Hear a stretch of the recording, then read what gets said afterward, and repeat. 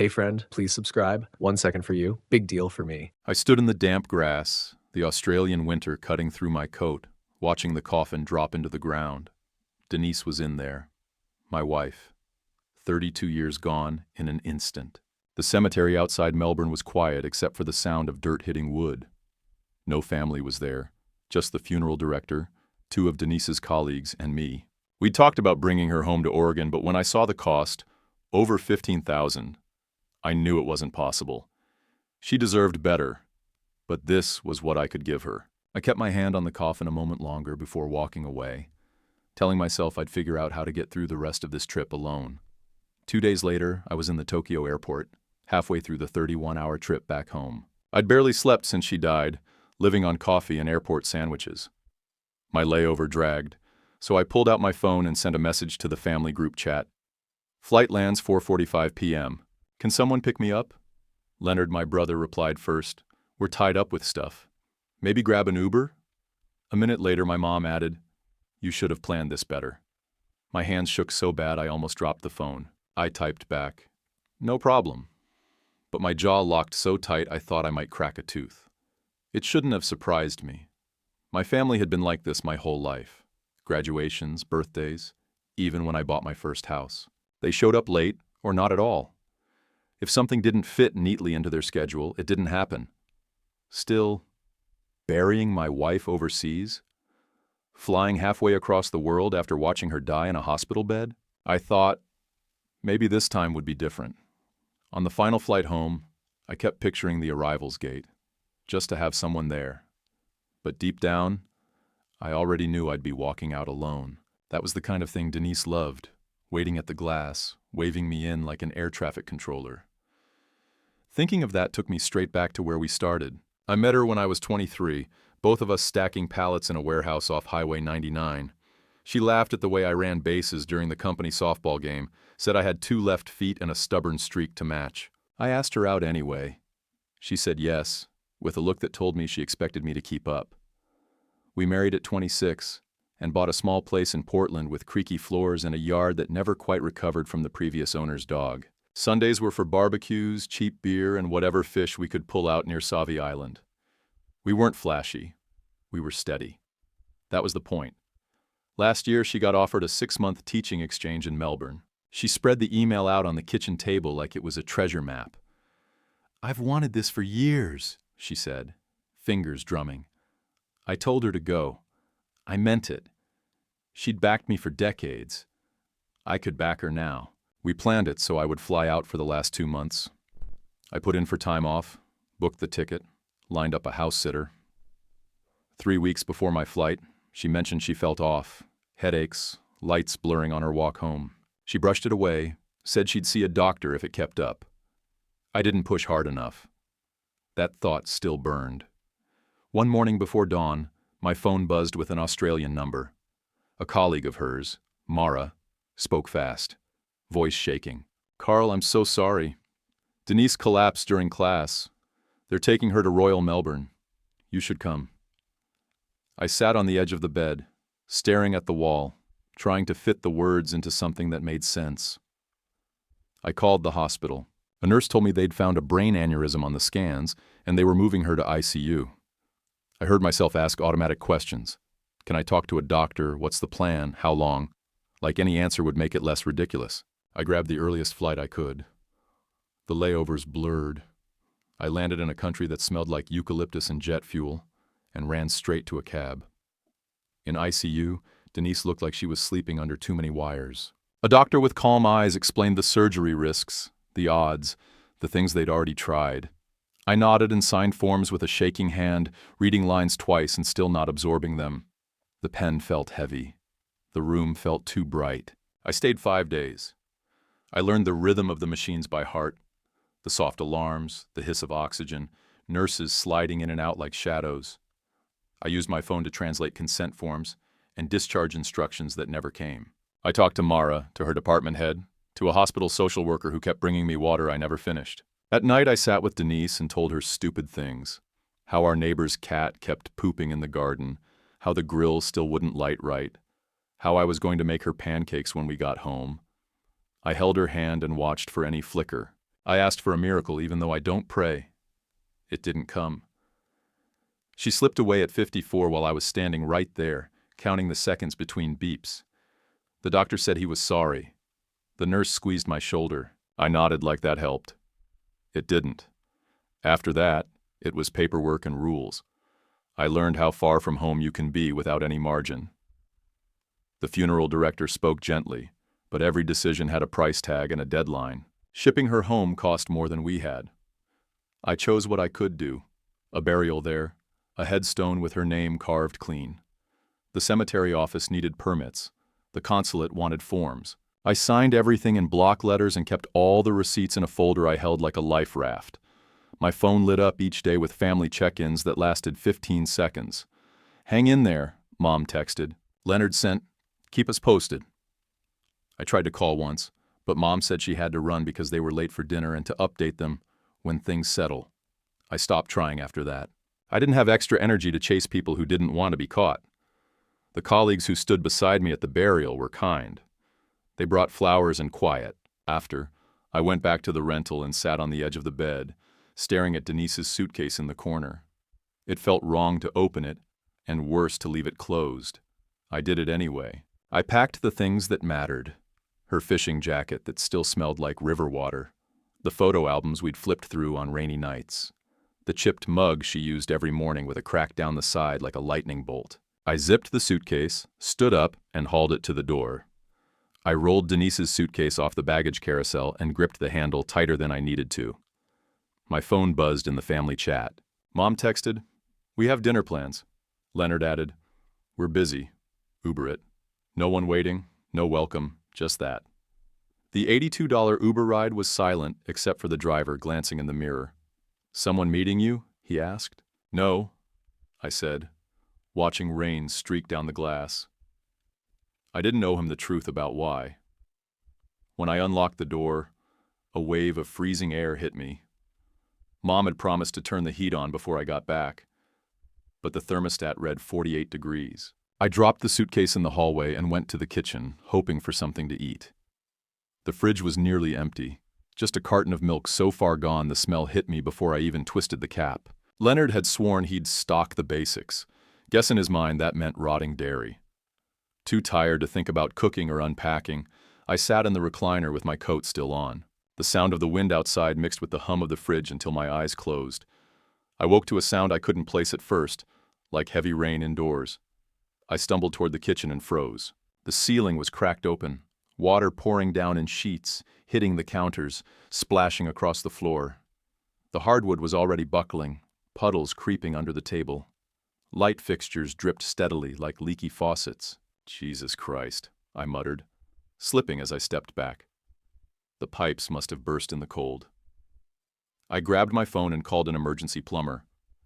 The woman on the line told me every crew in the area was booked for days thanks to the freeze. I tried another company. Same story. Fine. I called Leonard. "You're not going to believe this.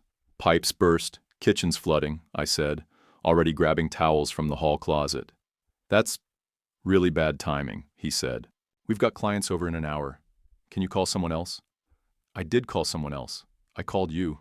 "Carl, I can't just leave right now." The line went dead silent. I hung up before I said something I couldn't take back. I tried Mom next. "That's awful, honey," she said, her voice more annoyed than worried. "But Bridge Club's meeting here tonight and your dad's back is sore. We can't really—" "You can't really what?" "Help me stop my house from drowning," she huffed.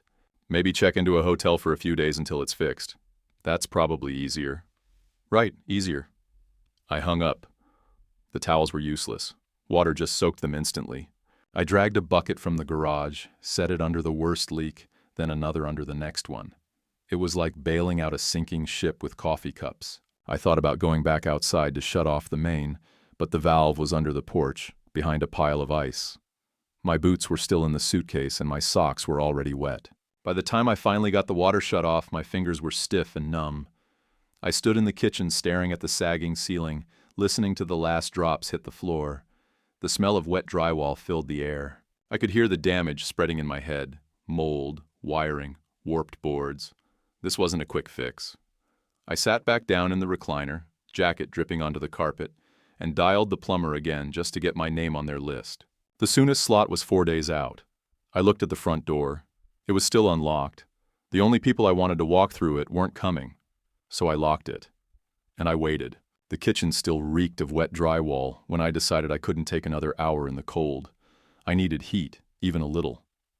The breaker was in the basement, so I grabbed a flashlight and headed down the stairs, the steps groaning under my weight. Water had pooled on the concrete floor. My breath showed in the beam of light, and my fingers were so stiff it took 2 tries to unclip the breaker panel. The second I touched the metal, a jolt ripped through me so hard it threw me backward. I hit the wall, head first, and the world went black. When I came to, the flashlight was still rolling on the floor, its beam swinging wildly across the ceiling. My ears rang, and my vision was like looking through fogged glass. I touched my hairline and felt blood. My teeth were chattering hard enough to hurt. I forced myself up the stairs, knees trembling, each step feeling twice as heavy as it should. Halfway up, I had to grab the railing with both hands just to keep from sliding back down. The second I made it into the living room, a shrill beeping started from the wall. Carbon monoxide detector. My stomach sank. The furnace must have shorted when the water came through, and now it was pushing poison into the house. I reached for my phone on the coffee table, but my fingers wouldn't close around it. My arms felt like sandbags. I tried to call 911, but I couldn't get my thumb to unlock the screen. I leaned back, dizzy, feeling the air get heavier. Then, pounding at the front door, a man's voice, muffled but urgent. "Carl, hey, you in there?" I wanted to yell, but all that came out was a raspy breath. The pounding got louder, then glass rattled. "Carl, it's Jim! Open the door!" I tried to move, but my legs wouldn't work. The next sound I heard was the door busting open and boots stomping in. "Oh hell, hang on, man," Jim said, already pulling his phone from his pocket. "Yeah, this is 911.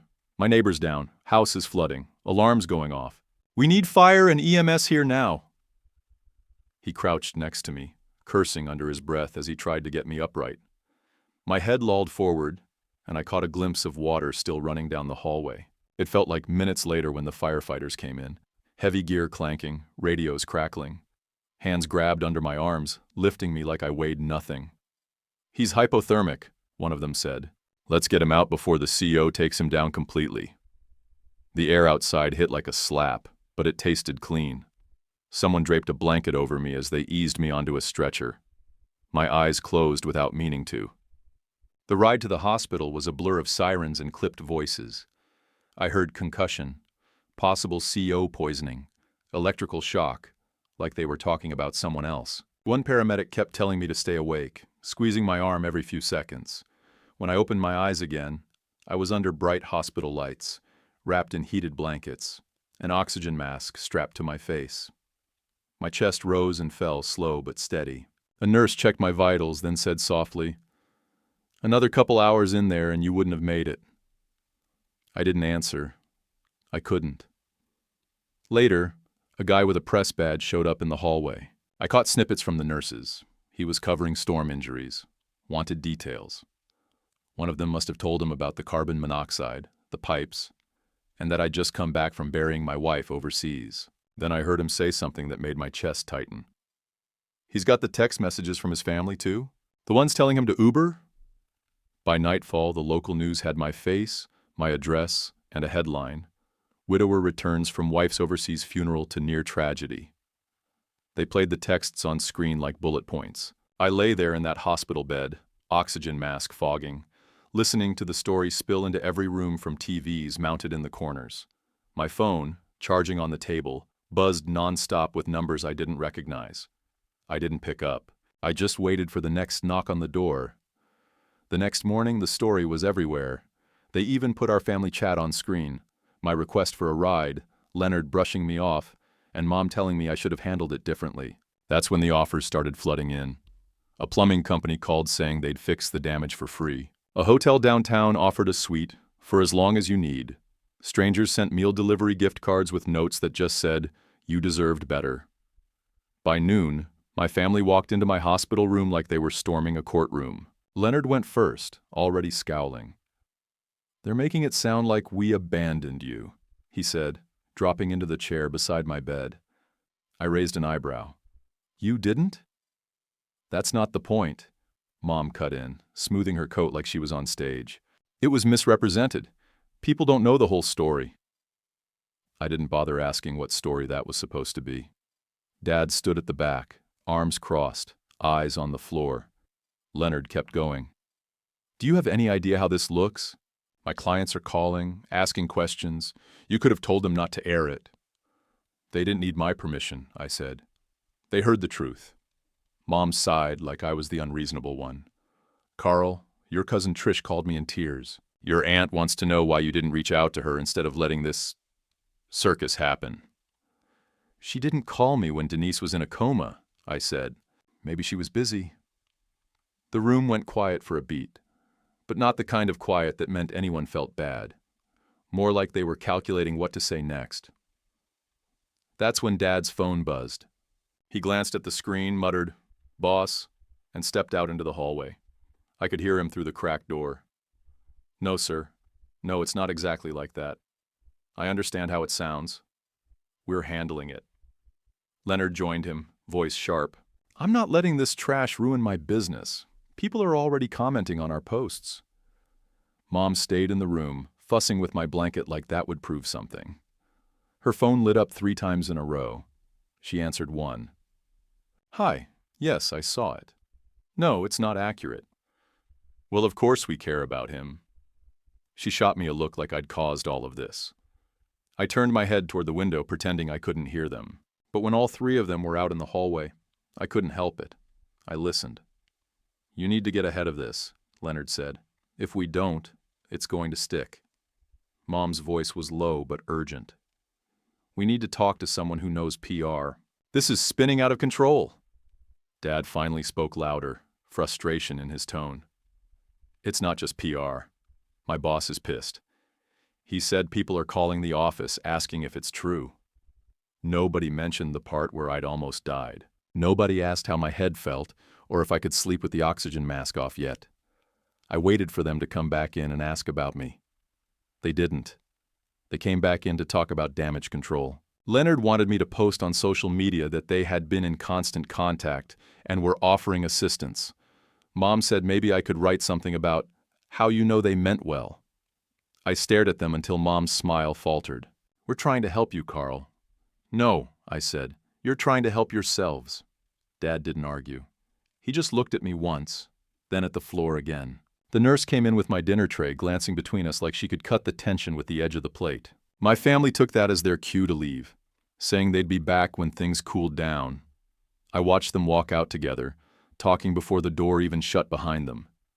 Then I picked up the fork and started eating. The doctor came in that afternoon with a clipboard and a polite smile. "Carl, we need to finalize your discharge plan. Who will be supporting you once you leave here?" Before I could open my mouth, Mom leaned forward in her chair. "He'll be staying with us. We'll make sure he's looked after." The nurse standing behind the doctor glanced at me. She'd been in the room enough to know the act. "Carl," she said, cutting right past Mom. "Are you comfortable with that arrangement?" I looked from her to my mother, then to Leonard. I'd like to hear about other options. The air in the room went still, like I'd just cursed in church. "Other options?" Mom repeated. "Carl, after everything we've done for you?" Leonard shook his head. "You really want to play it like this?" I sat up straighter. "You mean after not showing up when it mattered most? At the hospital, at the funeral, at my door when the kitchen was flooding?" "That's not fair," Mom said, her voice tightening. "It's accurate," I said. "You expect too much," Leonard shot back. "People have their own lives." "These weren't big asks," I said, keeping my voice even. "They were basic." The doctor cleared his throat, clearly wishing he was anywhere else. "There are community offers," he said carefully. "A hotel room donated by a local business, meal deliveries, neighbors willing to check in daily." "That," I said. "I'll take that." Mom blinked at me like she'd misheard. "You're choosing strangers over your own family?" "I'm choosing kindness," I said. "If it comes from strangers, So be it. Leonard threw his hands up. You're unbelievable. I'm alive, I said, thanks to a stranger pounding on my door. Not because of you. That landed harder than I expected. Leonard's jaw tightened. Mom looked away. The nurse made a note on the chart. All right, we'll coordinate the hotel stay and get you a list of meal deliveries. Leonard muttered something under his breath and stood. Fine. Enjoy your little pity party. Mom followed him, stopping just long enough to adjust her scarf. When this blows over, you're going to regret embarrassing us like this. I didn't answer. Dad had been silent the whole time, leaning against the wall near the door. As they moved to leave, he lingered a second. He gave me a small nod, not approval exactly, but something closer to acknowledgement, then turned and walked out after them. The door clicked shut, and for the first time since I'd woken up in that hospital, the room felt lighter. The nurse slid the chart into its holder. You all right? Better than I was 10 minutes ago, I said. She smiled once, quick, and left to start the discharge paperwork. I leaned back against the pillow, the steady hum of the hospital filling the space my family's voices had just emptied. The choice was made. There was nothing left for them to twist. I picked up the water glass from my tray, took a slow sip, and waited for the next step to come through that door. The hotel room was small, but it was warm, quiet, and mine. I could close the door and know no one was going to walk in and demand something. The first week, I barely left the bed except for short walks down the hallway to keep my legs from stiffening. The concussion fog lifted slow, but it lifted. The burn on my hand turned from an angry red to pale pink, and the stitches over my eyebrow came out without fuss. Neighbors I'd only ever waved to started showing up. Jim brought hot soup the day I got back. Another neighbor, Claire, trimmed the overgrown hedges in front of the house while I was at a follow-up appointment. They didn't ask for details. They just showed up and did things. On rough days, someone would knock, hand me a grocery bag and say, "Thought you could use this." Sometimes it was a full dinner, sometimes just coffee and donuts. It was never about the food, it was about not being invisible. My family stayed quiet. Every few weeks a short text, "Hope you're doing better," or "Weather's been crazy here." No apology. No mention of the hospital or Denise or the story that had blown up. I didn't push for more. I no longer expected anything from them. 6 months in, the insurance payout from Denise's policy came through. I could have put it into repairs or savings, but that didn't feel right. She'd always pushed her students to see the world, to take risks even when they were scared. I decided to start a memorial scholarship for trade school students who wanted to study abroad, but with one extra feature: a built-in emergency travel fund, so no one would be stuck overseas without a way home. Setting it up took weeks of paperwork and meetings. Every time I signed a form, I pictured her reading over my shoulder, correcting my sloppy penmanship. The launch day landed on a bright Saturday in early spring. I'd gotten enough repairs done on the house to host it there. Folding chairs filled the living room, and the kitchen counter was stacked with casseroles, cupcakes, and enough coffee to keep a small town awake. Friends came, neighbors came. Jim was there early, hauling in an extra table from his garage. Claire brought a bouquet for the table where Denise's picture sat in a simple wooden frame. People swapped stories about her, how she'd made them laugh, pushed them harder than they thought they could go, sent postcards from every trip like she was reporting back from the front lines of joy. The only people missing were family. I'd sent the invite, knowing full well what the answer would be. Mom had texted back, "We're tied up that day." Leonard didn't respond at all. Dad sent a short, "Hope it goes well." It stung for about 5 seconds. Then the doorbell rang again, and another wave of people came in carrying food and hugs and their own stories about Denise. When it came time to speak, I stood by the framed photo, hands in my pockets. "This scholarship isn't about grief," I said. "It's about giving someone the chance to take the kind of leap Denise believed in.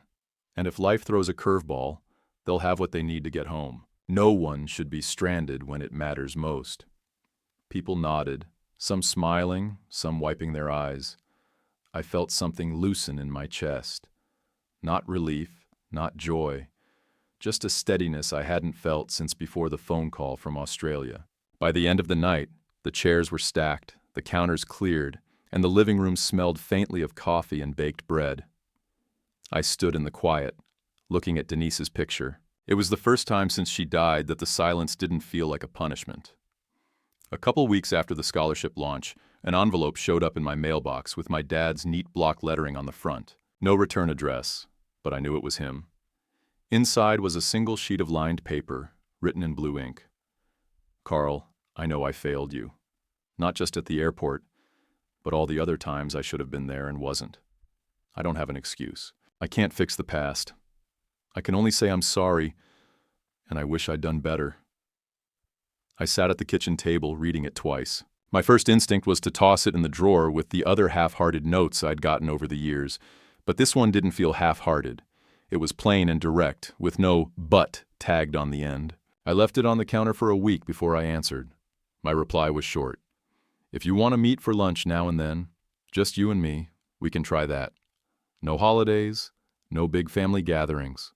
2 days later, he texted back, I'd like that. We started meeting once a month at a diner halfway between us. The first time it was awkward.